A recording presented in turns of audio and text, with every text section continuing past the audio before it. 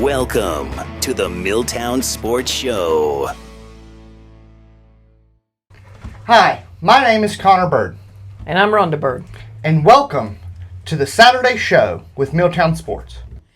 Now I'm joined by Chuck Fiebernetz for our Friday night recap. And Chuck, it's glad to have you with us today. Well, it's always glad to be with you guys to talk sports. We got to talk some football first. First game of the season, a lot of action around the conference. It's all non-conference games, but that first glimpse of the season gives you a first opportunity to see other teams. Nothing better than the opening night of football under those Friday night lights. A lot of excitement playing at home. So, and that's a game that kicks off the season. And, you know, those folks down in East Haywood County that love their football. They did, because it was a packed house last night. We had youth night, got to honor all the youth programs, even the middle school. They consider that a youth program now. A lot of kids, the program's building. It was, I did an interview with John Stevens, Vice President of the Canton Youth, last night. He talked about how the numbers have grown exponentially for the Canton Youth program, which in turn makes Pisgah better. Because Canton and Bethel feed to it. So we had youth night. We had a lot of players on the field that are going to be future Bears. Well, I think that's brilliant on the part of Pisgah and all involved, and head coach Ricky Brindley is the fact that, great programs have great feeder systems, and you just can't get away from that. They always have, they may have other things, but the one common denominator that great high school football programs have is that they have a great feeder system. And Pisgah's unique in that they have two feeder systems going into Pisgah, and those two feeder systems compete against each other as like a mini rivalry.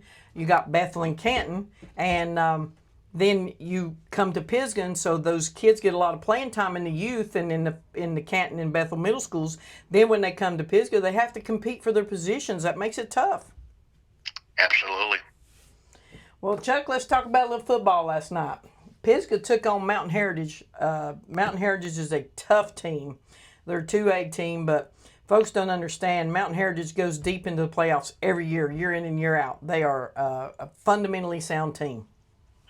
Well coached. You got to start with the head coaching that they've got. They got a good coaching staff, and when teams start to make a run and have those playoff runs, the excitement in Burnsville is there, and that helps build every single year.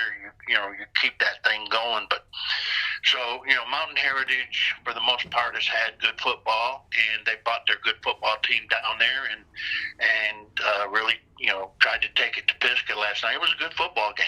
It was a great football game. Mountain Heritage come out. They had 3 long runs in that first half. They had a total of 379 yards rushing in that first half. But 3 of those rushing yards were 51, 57, and 94. Pisgah thought they had them backed up on the 6-yard line, and all of a sudden they broke up through the middle and went 94 yards for a touchdown. That was like you would think that would be a backbreaker for a football team. You get them backed up, and then they come out and score. Well, I tell you, at this point in time of the season, when you're beginning the season, you've had anywhere from about 15 to 18 practices. College football teams are still practicing and have 2 more weeks before their opener. So when you get to the opener of high school football, you take the good, the bad, the ugly, and you say, you don't really are not concerned about it. Those 3 long runs, 91 and 94. 51 and 94, something like that. Yeah.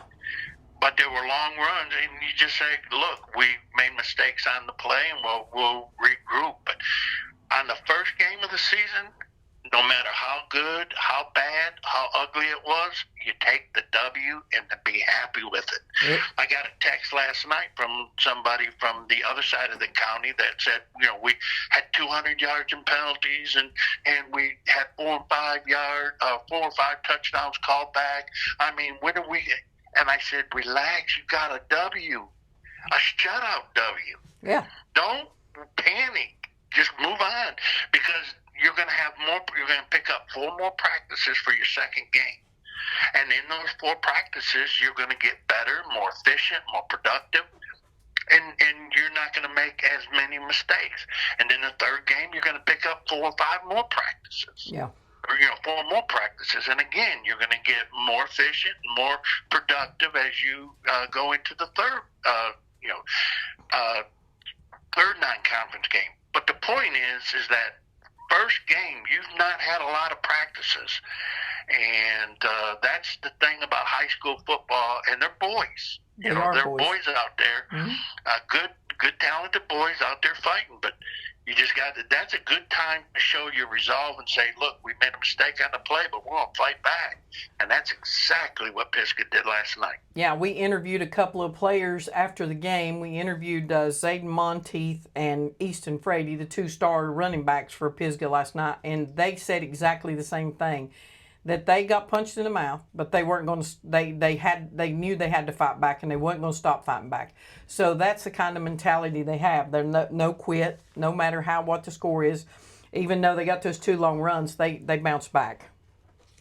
Well, anytime that you watch 2 heavyweight fighters, each fighter's landing punches, and that's what you would expect when you play a team like Mountain Heritage. Any team out there that's worth the grain of salt that they have, they're going to throw punches too and land them. And so you want your team to be able to respond, because when you respond from those punches, that's going to help you down the road when you get in the conference and in the playoffs. Because when you play good teams, they're going to land punches too. Oh yeah. And your team gets used to having that resolve to fight back or not lay down. And see, Bear Bryant used to say that everybody has the white flag of surrender. They have a little quit in them.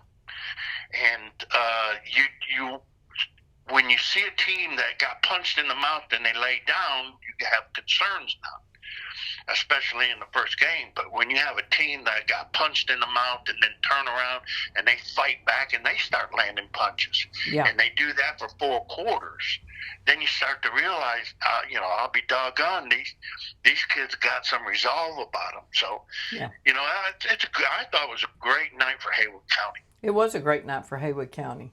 I talked about the 2 stars of the game, Monteith and Frady. Monteith had 17 carries for 132 yards, 2 touchdowns. Frady had 26 carries for 121 for 2 touchdowns. So they were kind of the workhorses Friday night for the Pisgah Black Bears. But they come out the second half, Chuck, and they made adjustments in halftime, defense did, and held Mount Heritage's 65 yards rushing in that second half. Well, starting the second half, Pisgah seized all the momentum from the game, because the common point that coaches make is the most important part of a game is the first 5 minutes of the third quarter. When you come out and you make your adjustments, the team that can seize that momentum, whether you're ahead or behind, if you get that momentum in the first 5 minutes, chances are so great that you're going to continue on and win that football game. And it typically is the way it falls, because once you realize that, is that you have those first 5 minutes and you seize the momentum, then you have just about 19 minutes left in the game. You have a fourth quarter and you got 7 minutes left of the third quarter. There's not a whole lot of time for them, your opponent, to seize the momentum back. That's why it's important to seize that momentum coming out. And last night, in that first 5 minutes, third quarter, Pisgah seized everything. Actually, Chuck, they took more than 5 minutes off the clock. They got the ball first in the third quarter, and they drove it down and just kept nip tuck, 5 yards carry. And they run off nearly 8 minutes off the clock. There's 5 minutes left when they kicked the ball back after they scored, when they kicked the ball back to Mountain Heritage. So that really was a breaker right there. You kept that defense on the field, you pounded them, and I think it really wore on Mountain Heritage toward the end. Right. So, well, let's go over some more scores for the conference last night. As you already alluded, Tuscola beat Robbinsville 23-0 in at C.E. Weatherby Stadium. But we had Hendersonville beat East Henderson 48-0. Franklin beat Murphy 42-7. North Henderson Inca beat North Henderson, which is a shocker now to everybody except for me. I picked Inca, 28-14. Smoky beat Swain 42-6, and West Henderson beat Irwin 34-21. Now, one game got postponed last night because of lightning and a very bad storm that came through real quick. Bavard will play AC Reynolds Monday at 6:30. So that's going to be an interesting matchup there. They're playing at AC. So that gives you our conference roundup. But the one score that looks at me that I want to talk to you about is the Swain Smoky score, because Pisgah plays Swain next week at Swain. And it's they. You know me, I don't like going down to anywhere in that Smoky Mountain Conference on the road. I know, we've talked about that a lot, traveling through our many years of traveling together covering Pisgah football. We've talked about that Smoky Mountain Conference. It's tough, I'm telling you. After that fiasco of 42 penalties when David Presley was coaching the Pisgah Black Bears, and Pisgah went down to play Robbinsville down there and set a state record for penalties in a football game.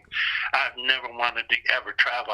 If somebody from the Smoky Mountain Conference wanted to play my team, I'm not playing you down there. Yeah. No way, no how, no way. You play at my place, and that's it. And look at Tuscola. Robbinsville beat them last year at Robbinsville. Then they have to come to Tuscola, and Tuscola beats them at Tuscola. So that's a good sign right there of what you were talking about, the Smoky Mountain Conference. So Swain's going to, so as you alluded to, Swain, I don't care what the score is. Again, first game, all you want to do is get the W. Now the thing is that Swain took an L last night, and I'm sure there was a lot of mistakes because, that's high school football in the opener. Tons of mistakes, penalties, touchdowns called back. So you really don't have a barometer. But, Swain took an L, but they got a home game to regroup. So this week they're going to be home waiting for the Pisgah Black Bears to come down there. So the Black Bears are going to have to be ready to go because this team's got a little gnarly about them. They're upset that they got beat, and they're going to try and work to get those mistakes and get some more practices in. And as good as Pisgah is, it's always tough. There's certain places when you go down in those mountains, there are certain places that it's tough to get a win. Franklin, Robbinsville, and Swain County is one of them. Yeah, and Swain, when we watched the Pat Ryan Jamboree, Swain was there, and their numbers are really down compared to what they've been years before. Now, they could have been some kids on vacation, I don't know, because it was the last week before school started back. But their numbers were really down. It really shocked me on that because Swain always has big numbers on their football team.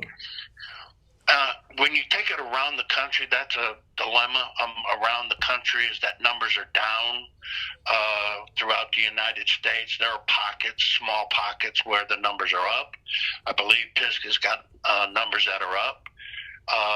Correct. But still, when you have good, a school the size of Pisgah has anything over 38 players, you're doing pretty good. And I think Pisgah's got 43, 44 players on roster. Right. Yeah. Yes. So, that's good. You're about, you're 6+ on, when you look at your size of your school. So, you obviously the bigger schools have bigger numbers, and Swain is a small school. So, the numbers may be good, but traditionally when you look at a power like Swain County, and they've always had more numbers than they've had better numbers than what the size of their school. They had great participation out of the boys, but when you have numbers down, and that's the problem now. You're going into the second game. You don't know if any one of their stars got nicked up. You're down on numbers. You have you have dang near zero depth. And in high school football, you're going to get bumps and bruises or even injuries where guys are out for games. Yeah. You're going to have depth. So we'll find out how good Swain is when the Black Bears roll into Schulerville. Yeah, the old Schulerville. Yeah, he's Schuler, one of the greatest players that ever played at Swain. That's for sure. Well, Chuck, it's good. I'm glad you joined me for the Milltown Sports Saturday show and our roundup for the conference. And it's been an honor. And I know that you love football and you kind of miss it up here in Haywood County. I miss Haywood County, and I do miss Pisgah. Like I said, I told everybody is that when growing up, I grew up in a blue-collar town, Flint, Michigan. I mean, it was factories, auto factories, and hardworking blue-collar people took their lunches, to school, took their lunches to work, and they looked out for each other. And now they have since lost that, but the thing is that Canton and that surrounding area reminded me so much of Flint, Michigan, my hometown. So, Canton is just resembles where I grew up and had the principles and the ethics and the morals of Flint, Michigan. But things change, but I do miss Haywood County as a whole, and also specifically I miss Canton. Well, I think the people in high school. I think the people in Canton miss you too, Chuck. So you're gonna have to come and make one final appearance before you get one of these days to come up here and give everybody a hello, because they're excited. They would be excited to see you. I do a lot of traveling. My granddaughter is a standout soccer player for North Carolina State University. And, I travel, and when my brother comes down, my brother Kevin, who's a Hall of Fame soccer coach in the state of Michigan, winning a soccer coach up there, has got like 857 wins. But when he comes down to watch her, he does not like me driving. And like I said, I get this bad rap of being a bad driver. I wonder why, Chuck. I think I nearly killed all of us twice. Really? Yeah. Different times. We took the wheel away from you. Not like Jesus take the wheel. It's us taking the wheel away from you. I hear you. Yeah. Chuck, it's been an honor, buddy. Welcome to our Milltown Sports Notes segment. So we're going to go through all the different programs at Pisgah and the areas we cover. We're going to go through their records and their games for the week, and just talk about each different athletic program. So, Rhonda, you go first. Well, we had the soccer team. They're 0-2, but Coach Garcia, he's got some shortage of players. He's had some injuries. He's really dealing with a small bench that he really don't have a lot of bodies to substitute. And anybody knows that plays soccer, you do a lot of running, you can get tired very easy. He's had to put a freshman as his goaltender. So, and he's doing really good for a freshman, but, from middle school to high school, the speed of the game changes, and these kids, freshmen, it takes a while for them to get used to the speed of the game. Especially playing at a varsity level. Playing at a varsity level, yeah. And Coach Garcia said in his quote, he said, I kind of liked what he quoted. He said, we just need to bring the bear out in us. And I thought that was pretty cool saying. And, everybody, if you get a chance, you need to go out and really back this soccer team, go out and watch some of their games, support these young men that are playing, because they're really playing hard with a short bench. They're giving it all they say they're giving a lot of effort, and Coach is really happy with the effort they're giving. And he just, first-year head coach, Garcia, he's trying to change the program. And so let's go out and back these Bears on the soccer field. Yeah. On the soccer pitch. Soccer pitch.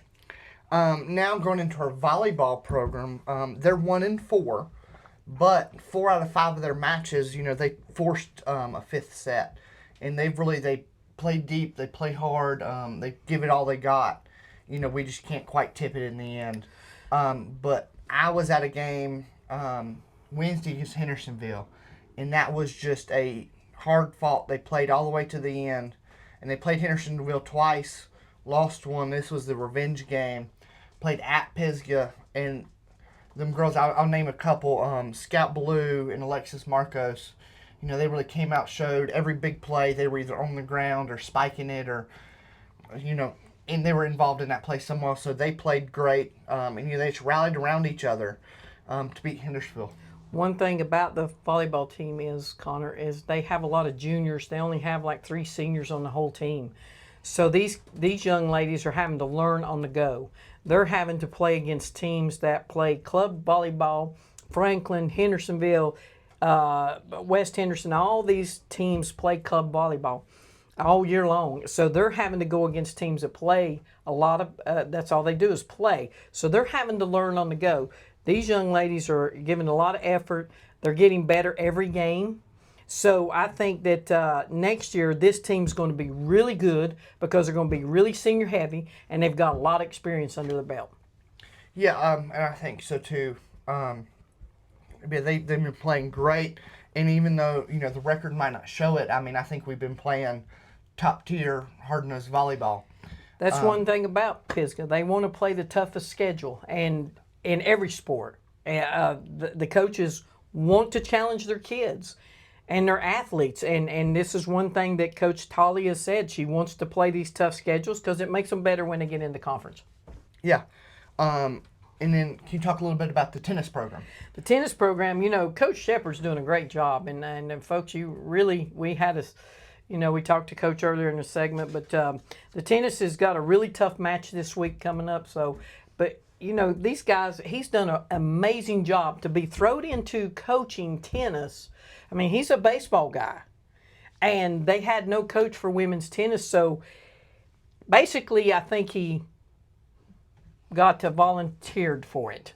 He didn't volunteer for it, but he got volunteered for it. But he's done an amazing job with these young ladies. He's turned the program around. They've won conference championships under him. And so I think he's a great leader.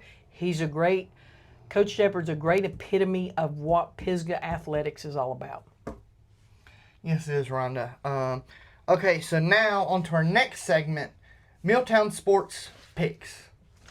Welcome to the Milltown Sports Picks segment. I'm here with Rhonda Bird and Chuck Fiebernetz.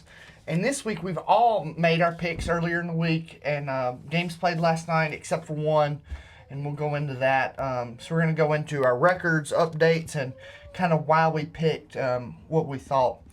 Now, going into our first game is Brevard at AC Reynolds, and that is rescheduled for Monday at 6:30.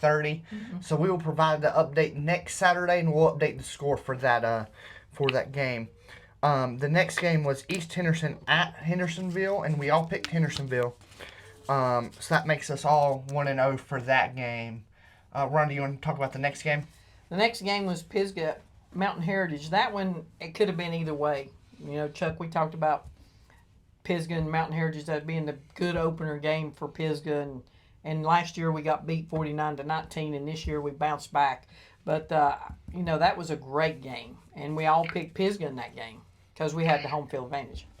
Yeah, I think home field advantage had a big play in it, but yet, I thought it was, despite it being an opener, although last year's was an opener too, it was a redemption game for the Black Bears. That the guys that were up there wanted to, and again, it was a high scoring affair. So it obviously Mountain Heritage and Pisgah are the makings of a good, maybe a out of conference rivalry. Yeah, I agree with you on that one. Yeah, no, so we all took Pisgah, so that makes us everybody 2-0. And then this next game is Tuscola at Robbinsville. No, at Tuscola. It was at Tuscola. Right. Excuse me. And so Rhonda and Chuck took Tuscola. Robbinsville beat Tuscola last year in a high-scoring affair, and they won by a lot. So I took Robbinsville, and they returned a couple guys who I thought were going to be good on offense, and that's why I took Robbinsville. Now, I took the butt of the loss on that one. So that will put Rhonda and Chuck at 3-0, and that puts me at 2-1. Then we go into the next game, Franklin at Murphy. Franklin at Murphy, that's a rivalry, Franklin at Murphy, and in that aspect there. But we all three took Franklin because Franklin is absolutely loaded this year. I think them and Asheville are probably the two best teams in Western North Carolina as far as the players returning, the D1 players that they've got and everything. So we all took Franklin on that, and we all won that game. So that made us all made me and Chuck 4-0. Connor, you're 3-1. Next, going into that next, North Henderson at Inca. Me and Chuck took North Henderson, and again, we lost that one. And Miss Rhonda, who's always right, She picked Inca. So why did you pick Inca? Well, I've been reading a lot about, they've got a first-year head coach, and Chuck, usually, you agree with me, first-year head coaches don't usually do well in opening games. They're kind of trying to get their system built and everything. But I've been reading a lot about Inca having good players coming back, and they were really good last year when we played them, so that's the reason I took Inca. Well, I took North Tennessee. I took the wrong team, and I should have asked Rhonda because I learned a long time ago that when you competing in pick'ems and picking games and winners is that you never go against Rhonda. Rhonda, you can't beat her. You just hope to slow her down and contain her. But I hope I have a bad night, right? yeah, that goes to the story about how money I won a lot of money out in Las Vegas during basketball season, calling up Rhonda. And I called Rhonda up when North Carolina was playing at Maryland, and it was a pick'em game. And I said, who am I taking today?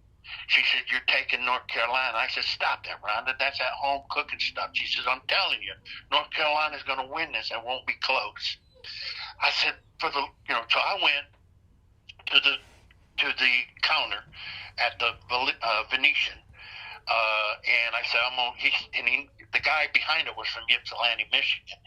Made friends with him. He says, you going to take your Carolina boys? And I said, I was thinking about it. He goes, well, I wouldn't. He said, the boys out here, meaning the wise guys, the boys out here are taking Maryland. I said, really? So I went back out of the sports book and called Rhonda. I said, are you sure the wise guys out here are taking Maryland? There's something up. She said, take UNC now. Don't argue with me. Yeah. And I said, all right. I'm laying some cash on this game. So I can't watch it.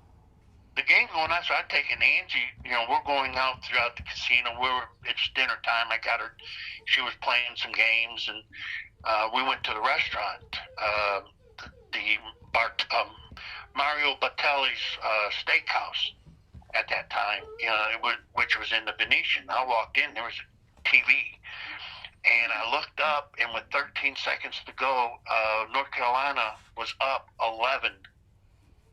And I just kind of looked at her, and I sat down. I couldn't, I had to watch it. They won by 11. And I thought, oh my gosh, it wasn't even close. So while I went to go get my money, the guy, he goes, who'd you get that pick from? I said, my gal. And he goes, my gal, who is she? And I said, it's going to only be my gal. I said, I don't know a thing about basketball. She told me it wouldn't even be close. It wasn't. And he said a lot of people lost money on that game. And you won. Doug win again. So, and she's been that way ever since, is that she takes the emotion out of things and just looks at it. She's right a vast majority of the time. So, it's you and Connor, it's you and I battling second place. Rhonda's going to win this thing. I get you, Chuck. So the next two games were Smoky Mountain at Swain and West Henderson at Irwin, and we all picked Smoky to win, which they did, and we all picked West Henderson to win, which they did. So that is going to put our total tally for this week, not including the Brevard at the AC Reynolds game, which, if you didn't know, me and Ron are taking AC Reynolds. Chuck is taking Brevard. So I'll see you in third place, Chuck, next week. Wait a minute. You've lost 2. I've lost 1. We'll be tied next week then.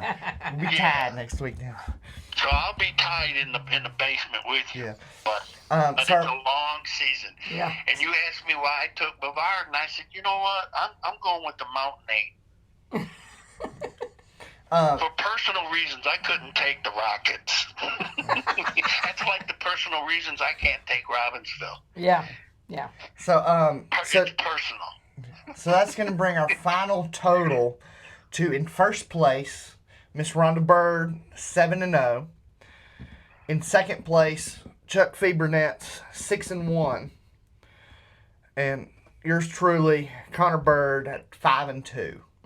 Now, Connor, I want you to understand that if you this is an important game because with 2 losses, if Bavard does upset, and I know it that because Bavard lost 32 players. I'm taking Bavard. I'm going with the Blue Devils. If they win that game, I'm tied in first place with Miss Bird, which I may quit and just say I finished first.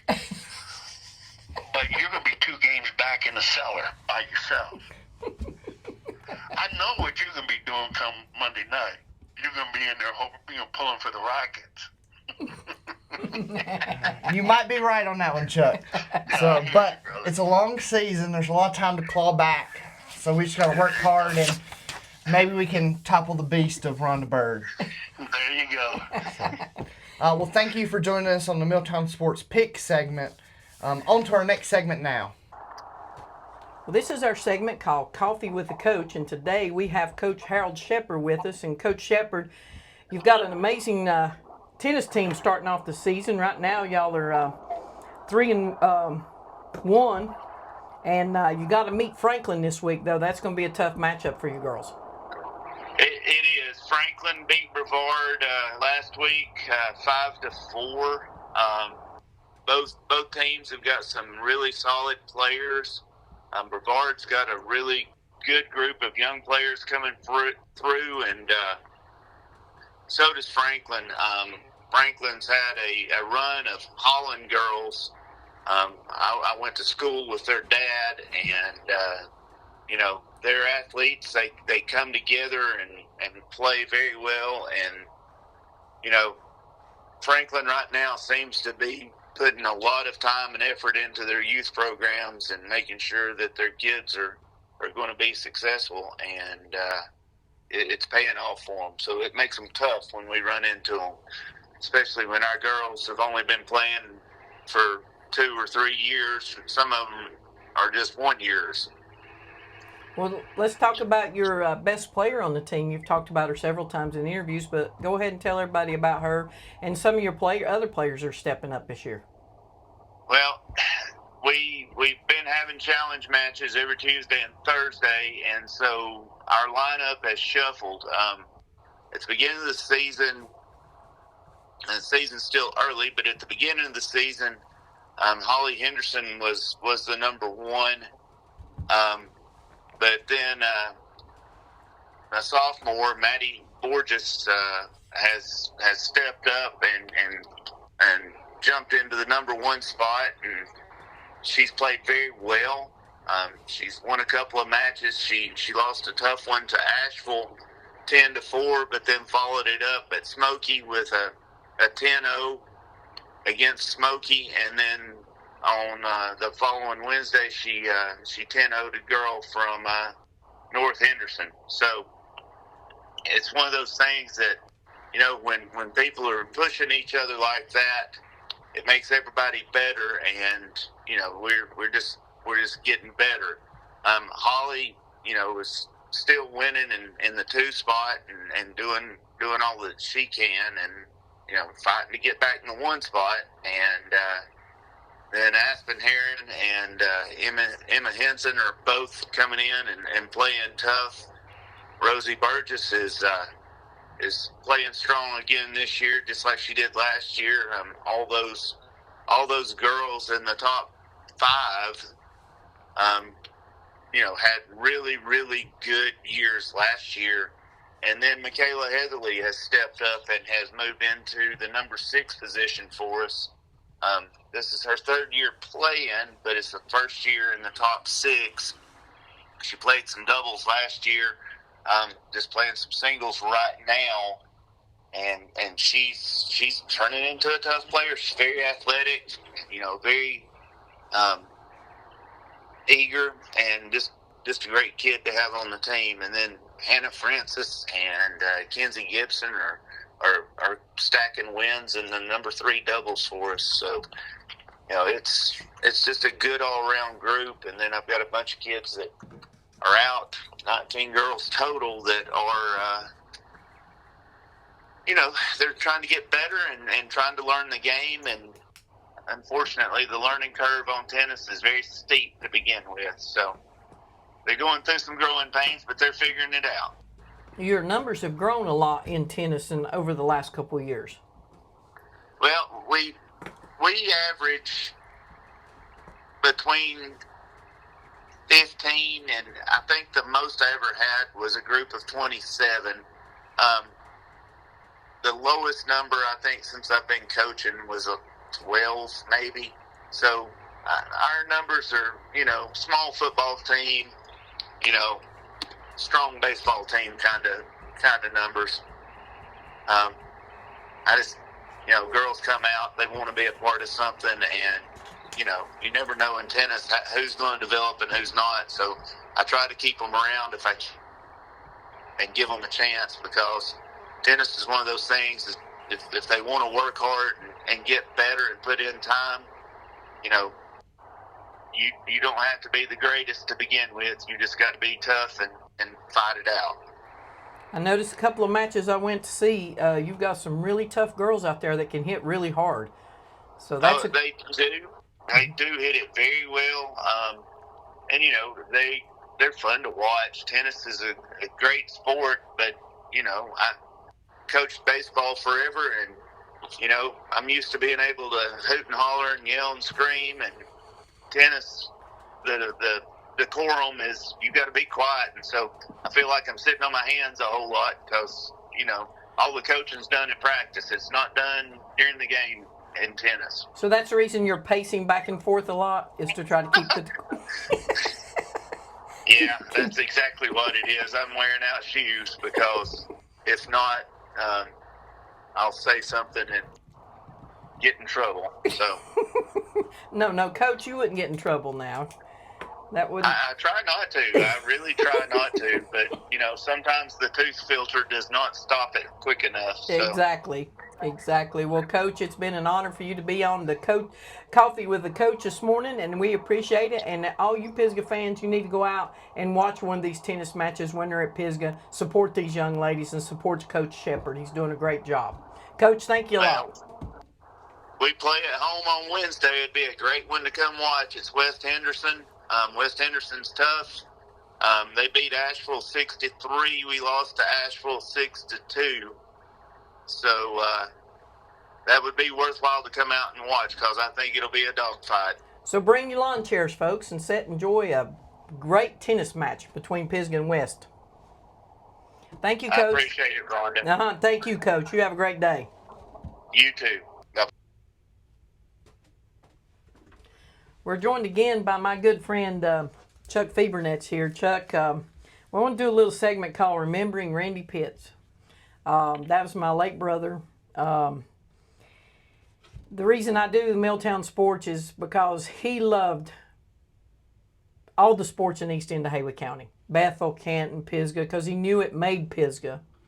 And he followed it. He slept, eat, sleep, and drink football. And you know that because you were with him a lot.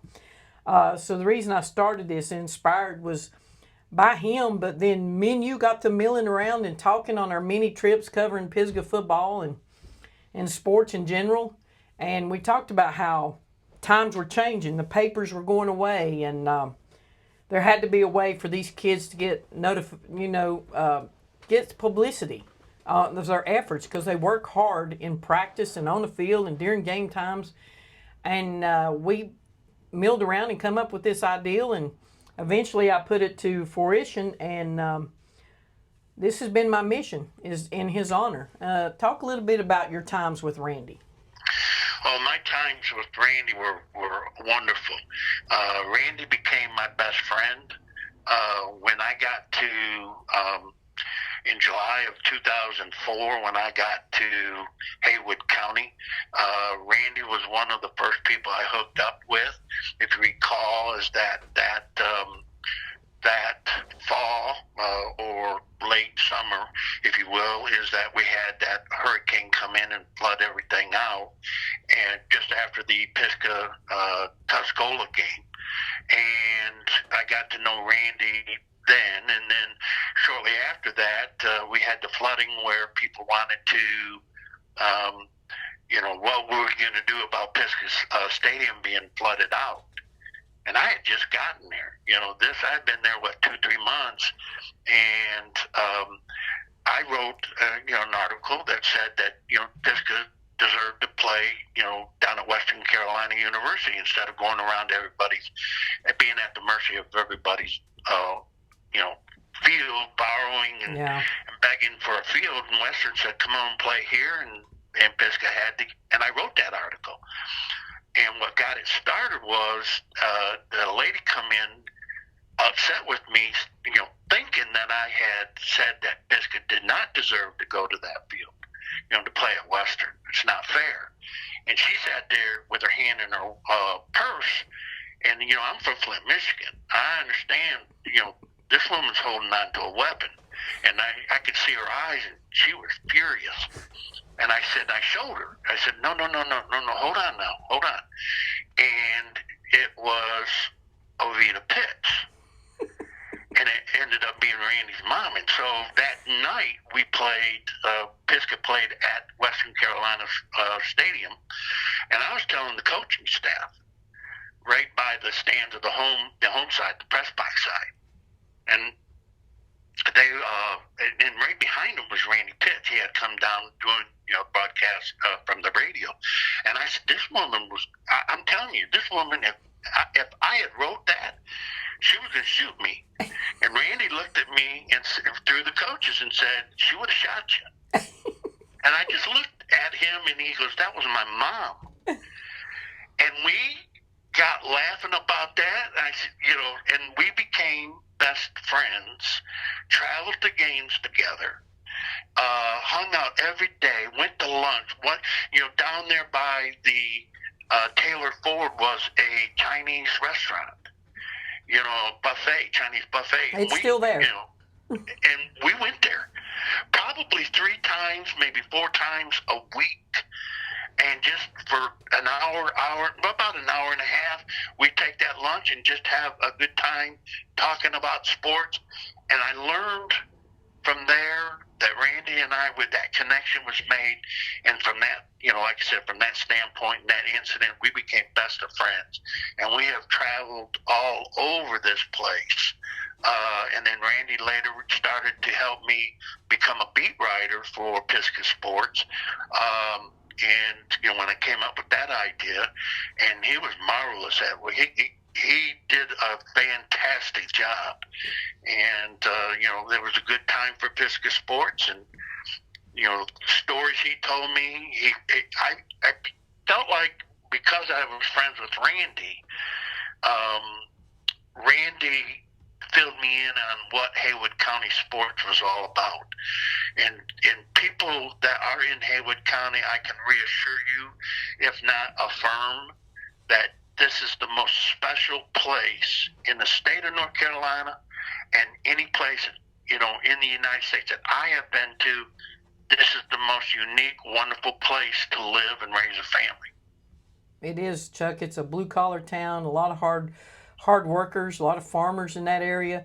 The hurricanes you were talking about, that was Ivan and Floyd. They come a week apart in Haywood County and washed the field away. It just seems like Pisgah's been through so much, through the years. I think, the night Randy passed away, it was pouring rain. We were playing Smoky Mountain at home.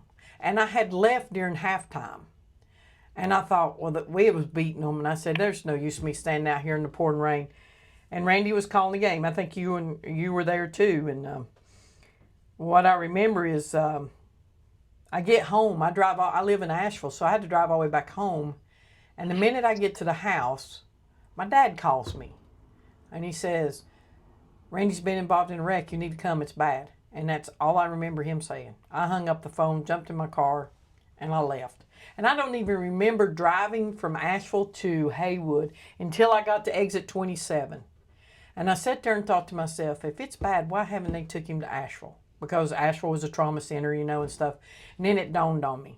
And when I pulled up, and you were standing outside with Chad Upton and the coaches at Haywood County Hospital, the look on your face, I knew something was wrong right away. Well, that was a bad night. We had. That was the year before I subbed for Chad. Chad was ill and couldn't broadcast, and Randy asked me to help him out. And I said, sure, I'll help you out. And that's where I fell in love. I always loved doing broadcasts, play-by-play and color. And so we had a great time. And that night when, he had, so I was back to just covering, and I was in the press box, and him and Chad were broadcasting the game. When they got done, I looked at Randy because we made a pact.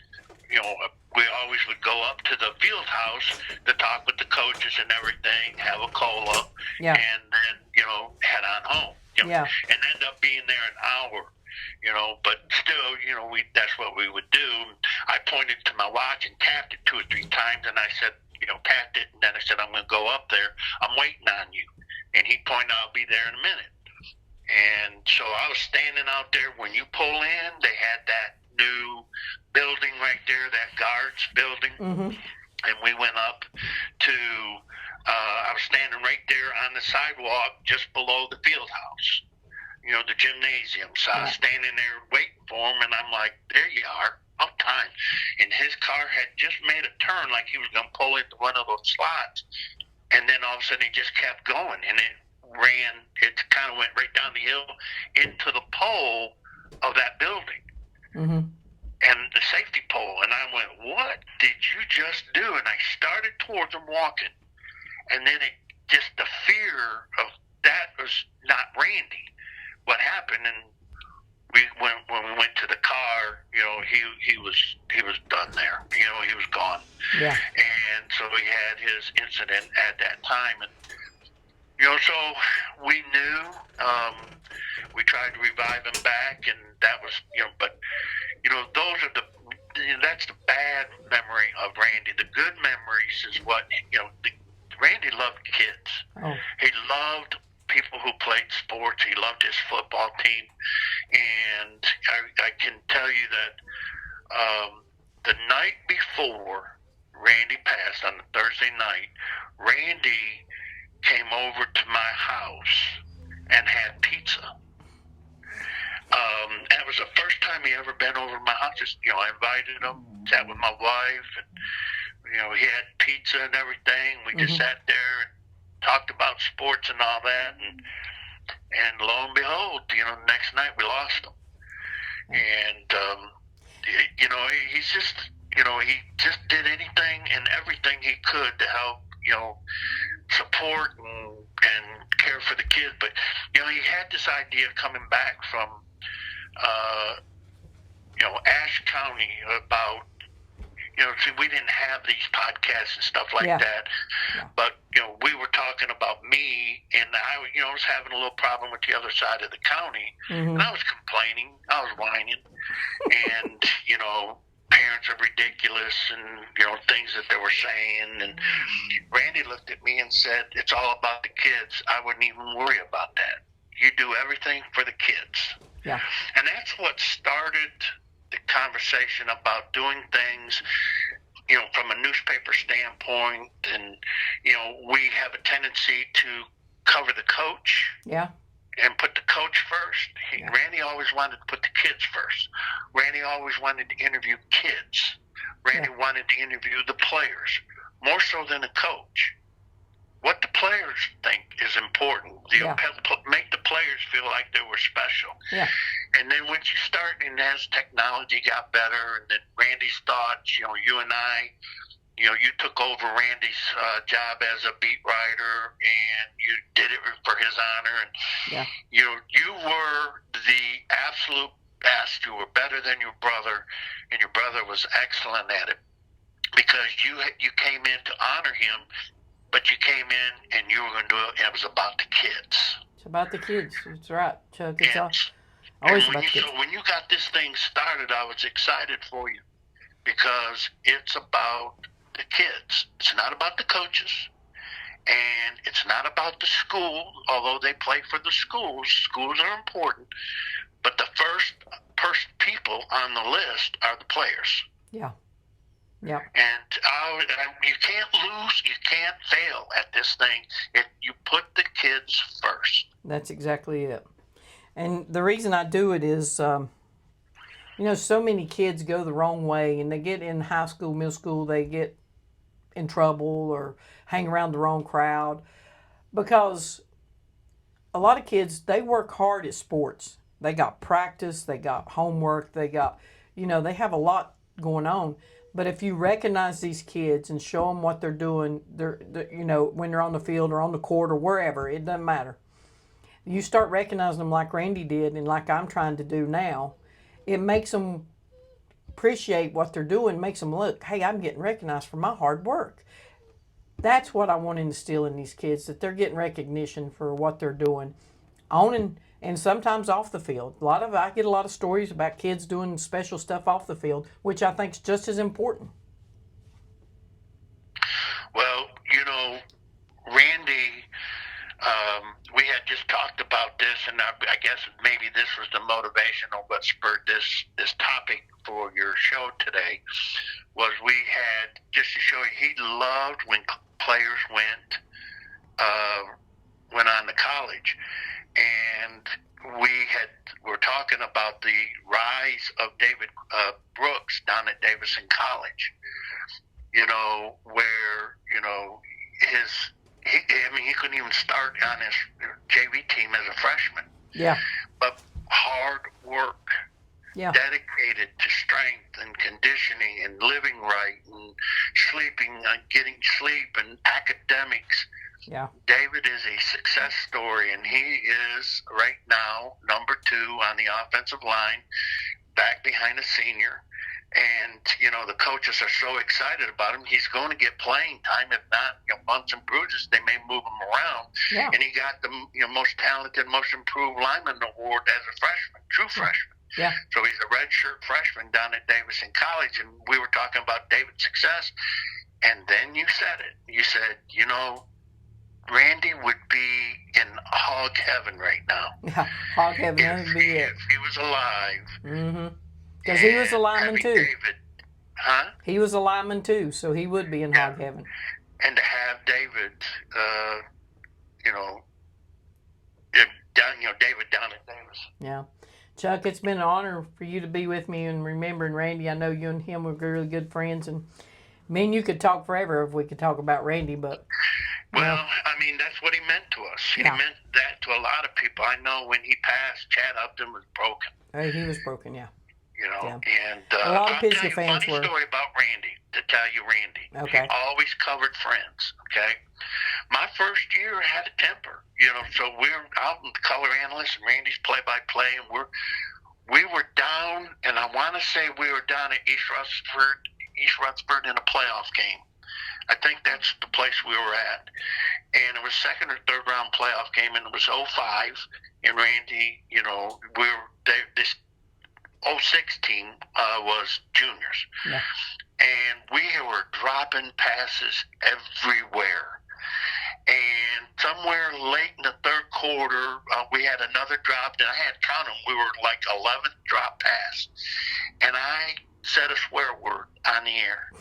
And I froze, and I realized, oh my gosh, what am I going to do? The FCC is going to be coming down on me. I'm going to get fired, and I didn't even last the season. So I sat there, and Randy took us to break. He looked over and goes, what's the problem? You just froze up. And I said, I swore. Didn't you hear me? He goes, I didn't hear you. I said, I swore. I got a mic right next to my mouth right here. And he went, we're in an open press box. Somebody behind you swore. And that's the story, if I'm asked, that we're going to run with. And I looked at him and I thought, yeah, it was somebody else that did it. And that was quick thinking, but he saw panic on my face. The temper got the best of me, catching the football, because I always used to be a receiver. I didn't drop passes. Yeah. Yeah. And it was a cold night, because it was a playoff game. Yeah. And, he just quick thinking, and nobody said a word. And he had your back.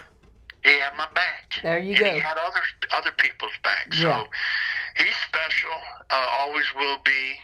He was taken away from us too soon. Yeah. But, they say the young die, the good die young. So. Yeah, they do. Well, that means me and you must not be good then, Chuck, because we're still kicking. Well, listen, it's been an honor, Chuck, and we will get back with you later and join us for our next podcast. And we'll talk some more football and then have another week under our belt. Gotcha. Thank you, Chuck. Welcome to our closing segment, Around the Mill. So we're just going to go through some of the upcoming games, and that way you're aware and you can come out and show up and show out. Volleyball plays 3 games this week. Monday, we play at Inca, and I think that'll be a really good game. It will be. Tuesday, we're home against North Henderson.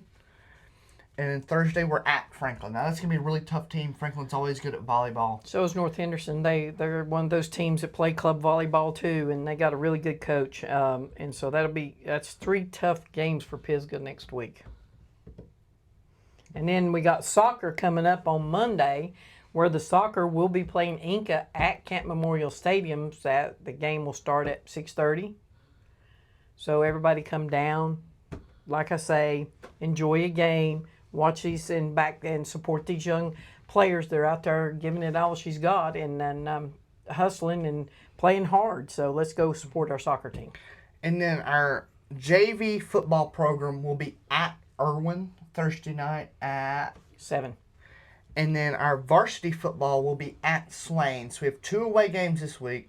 And if you feel like making the travel, we encourage you to come out and support the football program. We'll be at both games, covering both of them. Mm-hmm. And what time's the swing game? Is it at 7:30? I believe it's at 7:30. Okay. 7:30 for that game. Then we have 2 middle school football games this week. We got the first games of the season for both. We got Canton Middle playing home against Hendersonville, which will be a tough matchup for the Bears, and their game starts at 5 p.m. Then at Bethel has a home game also, so there's 2 home games in Haywood County against Apple Valley at 5 p.m. This is a revenge game. Last season, Apple Valley and Bethel met, and it lightened, and they delayed it, and they tried to get it in. They couldn't get it in, so it ended up being Apple Valley won because they couldn't finish the game. So this is kind of a revenge game for Bethel. They want to get them at their house, and they want to show them what they got. So thank you for watching the Milltown Sports Saturday show. We'd love to if you could join us next Saturday, and let's do this again. Do it again. We recap the week and give you all the Pisgah and East End of the Haywood County sports updates. Thank you.